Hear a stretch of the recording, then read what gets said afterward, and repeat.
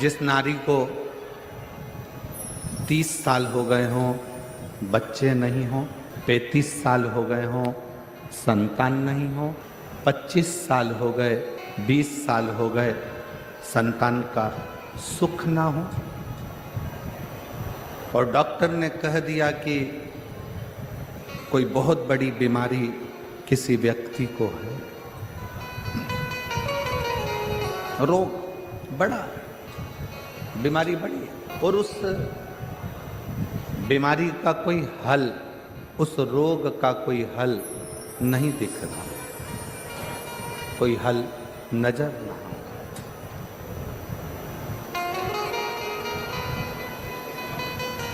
कोई हल दिख ना रहा, तो बैसाख महीने में शिव सप्त तीर्थ का एक अनुष्ठान अपने जीवन में जरूर करें। मट्टी के पात्र में जल भरना, और मट्टी के पात्र में जल भरकर प्रतिदिन रोज 7 दिन का ये नियम होता है सप्ततीर्थ। बस विराम जो है उसका प्रदोष के दिन होना चाहिए, और बैसाख के महीने में जब आप सप्ततीर्थ का अनुष्ठान करें, 1 घड़ा जल का रोज भरें प्रतिदिन,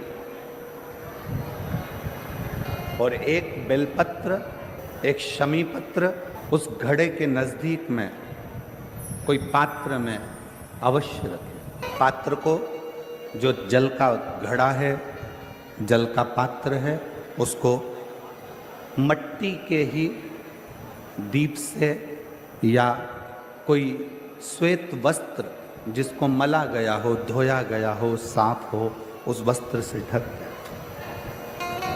एक दिन एक शिवालय में जाएं, शमी पत्र अशोक सुंदरी वाली जगह पर समर्पित करें। अशोक सुंदरी की जगह जानते हो ना आप लोग? अशोक सुंदरी की जगह पर शमी पत्र समर्पित करें। बेलपत्र, जहां आप खड़े हैं वहां डंडी का भाग आपकी ओर हो, और बेलपत्र शिव जी को समर्पित करा जाए। फिर जो मट्टी के पात्र में जल है, वो भगवान शंकर को अपनी कामना कर कर शिव जी को समर्पित कर दो। संतान के लिए कर रहे हो तो वहीं से जल को एक कटोरी में, एक पात्र में झेल लीजिए। उस जल का आधा भाग नंदी के पास बैठकर आप ग्रहण कर लो, आधा भाग अपने पति को देना प्रारंभ कर दो। कोई रोग के लिए कर रहे हो, किसी बीमारी के लिए कर रहे हो, तो वो जल आप अपने घर की देहली में प्रवेश करने के पहले अपने मुख में उसको ग्रहण कर लो। एक दिन में एक शिवालय, दूसरे दिन दूसरा शिवालय, तीसरे दिन तीसरा शिवालय। अगर अपने नगर में, अपने गांव में, अपने क्षेत्र में 7 शंकर के मंदिर नहीं हो, यदि अपने गांव में, अपने नगर में, अपने क्षेत्र में 7 शंकर के शिवालय नहीं हो, तो मिट्टी का शिवलिंग बनाकर उस पे चढ़ा, पर रोज एक शिवालय अलग होना चाहिए प्रतिदिन। प्रदोष के दिन जब आप इस सप्ततीर्थ का विराम करेंगे, उस समय पर जल, जब प्रदोष काल आए, प्रदोष काल का जब समय हो, जल चढ़ाओ सुबेरे, पर प्रदोष काल का जब समय हो, उस जल का पान उस प्रदोष काल में कर लेना।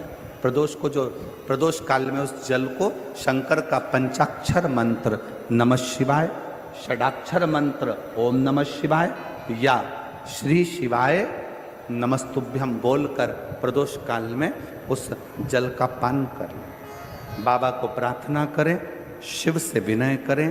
ये नियम केवल बैसाख के महीने में होता है, इसको बाकी के महीने में नहीं किया जाता है। इसको बाकी के महीने में नहीं करते, केवल बैसाख।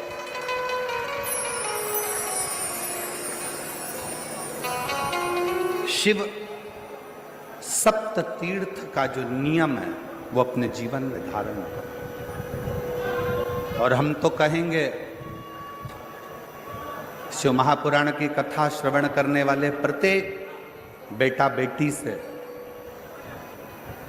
शिव महापुराण की कथा सुनने वाले प्रत्येक शिव भक्त से हम तो कहेंगे कि शरीर में कोई रोग नहीं भी है, संतान की प्राप्ति नहीं भी चाहिए, उच्च शिक्षा के लिए आप कर रहे हैं, अपने जीवन की खुशहाली के लिए कर रहे हैं, तो शिव का सप्त तीर्थ अनुष्ठान अवश्य करें, अवश्य करें और अपने जीवन को सार्थक करें।